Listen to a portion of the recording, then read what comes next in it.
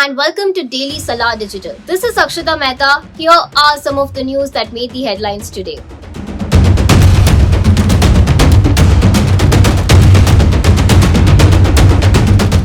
The Israeli military said that it had discovered the body of a 65-year-old woman, Yehudit Weiss, who had been taken hostage by Hamas near the largest hospital in the Gaza Strip. She was abducted from her residence near the Gaza border on October 7th.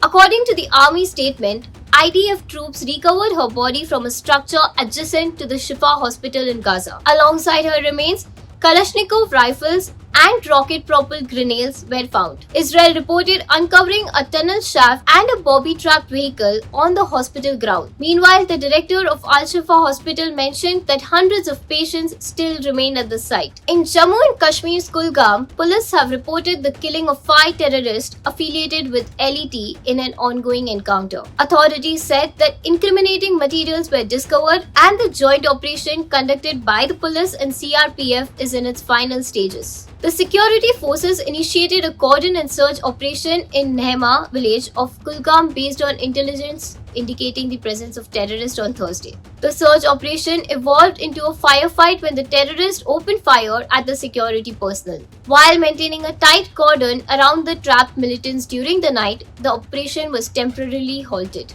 Gunfire occurred in the early hours of Friday in Samno following a night of relative calm. The house where the terrorists had taken cover caught fire during the exchange of gunfire, compelling them to come out. An FIR had been filed by BESCOM against H.D. Kumaraswamy, the former chief minister and JDS state president, for allegedly illegally drawing power from an electric pole to illuminate his residence in JP Nagar during Deepavali. Following an inspection of Kumaraswamy's house, BESCOM officials issued a notice instructing him to pay a fine of Rs 68,000 within the next 7 days. The ex-chief minister reportedly assured prompt payment of the fine within a day or two. The situation has taken a political turn with Kumaraswamy criticizing the Congress party and accusing it of playing politics. On Thursday night, the Economic Offences Wing of Delhi Police stopped BharatPe co-founder Ashneer Grover and his wife Madhuri Jain at Terminal 3 of the Indira Gandhi International Airport. This action was taken as a lookout circular had been issued by the EOW against the couple earlier in the week.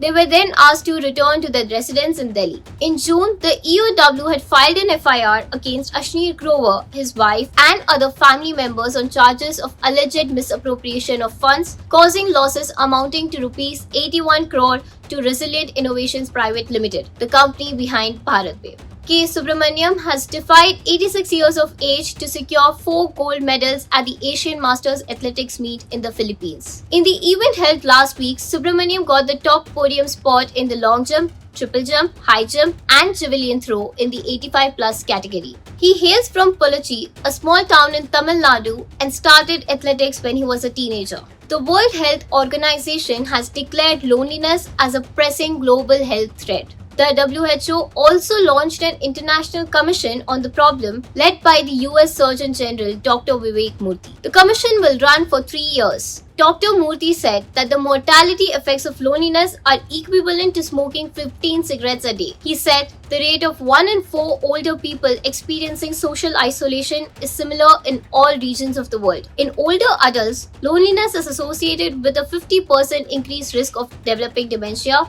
and a 30% increased risk of stroke. These were the major updates for the day. Like, comment and subscribe to Daily Salar Digital for the latest news.